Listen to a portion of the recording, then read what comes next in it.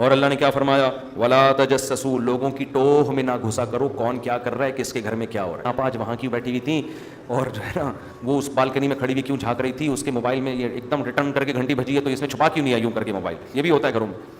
بعض دفعہ کوئی فون آتا ہے کسی قریبی دوست کا، آدمی ڈر جاتا ہے کہ گھر والوں کے سامنے بات نہیں کر سکتا، بھائی میں یہ دوست گالیاں دے گا، کوئی پیسوں کا جھگڑا، اب آپ نے یوں موبائل کر دیا بیگم کا پھڈا شروع۔ یعنی مفتی صاحب کے بیان میں بھی بیٹھتے ہو، چار چار شادیوں کی باتیں بھی سنتے ہو، موبائل کو گڑش بھی کر دیتے ہو، اس کا مطلب دال میں کچھ دال میں کچھ کالا کالا ہے۔ ایسے ایسے بے گناہ آدمیوں کے پھٹے ہوئے ہیں نا، وہ کچھ بھی نہیں تھا، وہ ستار بھائی سچی مچی کے ستار کا فون تھا، وہ اتنی بڑی اس کی داڑھی، اتنی بڑی بڑی مونچھیں اس کی، اس پہ شک کر کے بیگم نے ایک پھڈا ڈال دیا۔ تو بھائی موبائلوں میں مت گھسو ایک دوسرے کے، ہاں اگر خود سے کوئی ایسی چیز پتہ چل جاتی ہے پھر تحقیق کرنے کی اجازت، جب تک نہیں ہے ایک دوسرے کے بارے میں اچھا گمان رکھو، بھائی یہ بھی ٹھیک ہے اور میں بھی ٹھیک۔ تو تجسس، ٹوہ میں گھسنے کی آج سب سے بڑی مثال ہے، کوئی اگر آپ کو اپنا موبائل دے دے نا تو اگر وہ اسی طرح واپس کر دے تو اس کا مطلب ایک نمبر ہے، اور اگر وہ ان باکس میں گھستا ہے، آپ کے واٹس ایپ میں گھستا ہے، یہ آدمی 2 نمبر ہے، یہ آدمی کیا ہے؟ 2 نمبر۔ اللہ نے تو کسی کے گھر، حدیث میں آتا ہے جو کسی کے گھر میں جھانک لے، صحیح بخاری کی حدیث ہے، کسی کے گھر میں جھانکا اس نے خالی، اور اس نے اٹھا کے آنکھ پہ پتھر مارا، اس کی آنکھ پھوٹ گئی، نبی نے فرمایا کوئی زمان نہیں ہے، کوئی زمان بولو نا نہیں ہے۔ یعنی آپ نے گویا کہ اجازت دی ہے کیونکہ تمہارے گھر میں جھانک رہا ہے تو اٹھا کے، اتنا بڑا جرم کر رہا ہے وہ،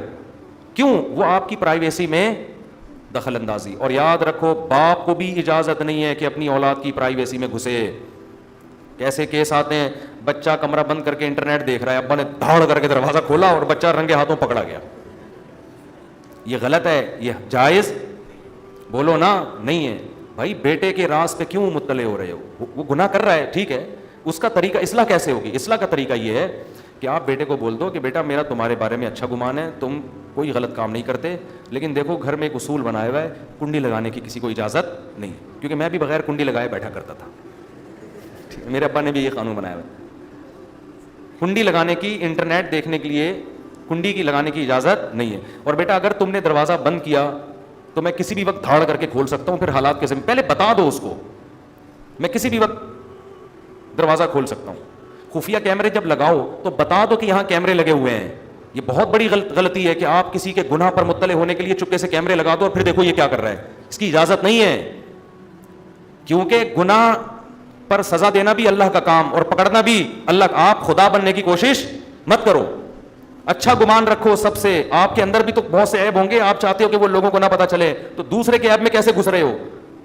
نہ عورت کو اجازت ہے کہ اپنے شوہر کے کمرے میں دھاڑ کر کے گھسے اور دیکھے کہ یہ کیا کر رہا ہے، نہ مرد کو اجازت ہے کہ بیوی کے کمرے میں دھاڑ کر کے گھسے اور دیکھے کس سے بات کر رہی ہے۔ اگر شک ہے تو پہلے اطلاع دے دو، پہلے کیا کرو،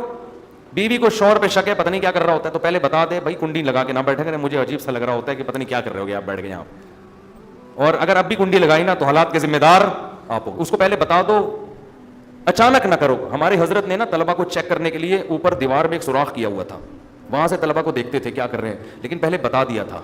کہ دیکھو میں یہاں سے جھانک رہا ہوتا ہوں، ٹھیک ہے، تم لوگ کو دیکھتا ہوں کیا کر رہے ہو۔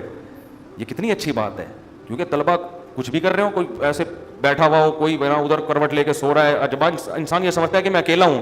تو وہ تو کچھ بھی کر سکتا ہے نا۔ بہت سی چیزیں ایسی ہوتی ہیں جو انسان نہیں چاہتا، بہت سے اسٹائل انسان کے ایسے ہوتے ہیں جو نہیں چاہتا کہ میرا یہ انداز لوگوں کے سامنے جائے، تو خفیہ کیمرے لگا کے، ہاں گلیوں میں لگانا خفیہ کیمرے اس لیے جائز ہے کہ وہ تو اوپن جگہ ہے نا، وہاں تو کیوں تو ناک میں انگلی گھما کے گزر کیوں رہا، تو یہاں سے تجھے پتہ نہیں ہے گلی محلہ یہ، کمروں میں، گھروں کے اندر۔ ایک آدمی نے کمبخت نے اپنے گھر میں کیمرہ لگایا ہوا اپنی بیوی کو چیک کرنے کے لیے، میں نے کہا یہ زیادتی ہے، کوئی پرائیویٹ لائف ہوتی ہے، پرائیویسی، آپ کو کوئی شک ہے تو آپ اس کو پہلے بتا دو کہ بھائی کوئی حرکتیں ٹھیک کر لو اپنی۔ تو اس طرح سے لوگوں کی پرائیویسی میں بہت طویل ٹاپک ہے یہ، کس طرح سے لوگ گھستے ہیں۔ حضرت مولانا قاسم نانوتوی رحمۃ اللہ علیہ کا واقعہ ہے کہ سو رہے تھے نا، وہ سو نہیں رہے تھے، آنکھیں بند کر کے لیٹے ہوئے تھے، 2 بندے آ گئے، آپس میں بات چیت شروع کر دی، تو انہوں نے فوراً آنکھیں کھول لیں اور بتایا کہ میں جاگ رہا ہوں، میں سو نہیں رہا۔ کیوں بتایا؟ اس لیے کہ بھائی ہو سکتا ہے تم کوئی ایسی بات کرنا چاہ رہے ہو جو مجھ سے چھپاتے ہو، مجھے سوتا سمجھ رہے ہو، تو آپ اگر واقعی نہیں سو رہے نا تو آنکھیں کھول کے پھوٹ دیا کریں کہ بھائی میں سو نہیں رہا ہوں۔ ہمارے یہاں کیا ہوتا ہے، جاگ بھی رہا ہوتا ہے تو آنکھیں بند کر کے خراٹے لینا شروع کر دیتا ہے کہ ایسے بن جاؤ گہری نیند سو، پھر دیکھو یہ باتیں کیا کر رہے ہیں۔ نبی نے فرمایا دو آدمی اگر بات کر رہے ہیں چپکے سے, تیسرے نے اگر کان لگا کے سنا تو آپ نے فرمایا اللہ قیامت کے دن اس کے کان میں پگھلا ہوا سیسا ڈالیں گے. وقت بہت زیادہ ہو گیا ہے, سورہ حجرات باقی ہے, باقی انشاءاللہ یہ بہت اہم صورت ہے, اس میں بہت روزمرہ کے احکام ہے, اس پر کل بیان کریں گے.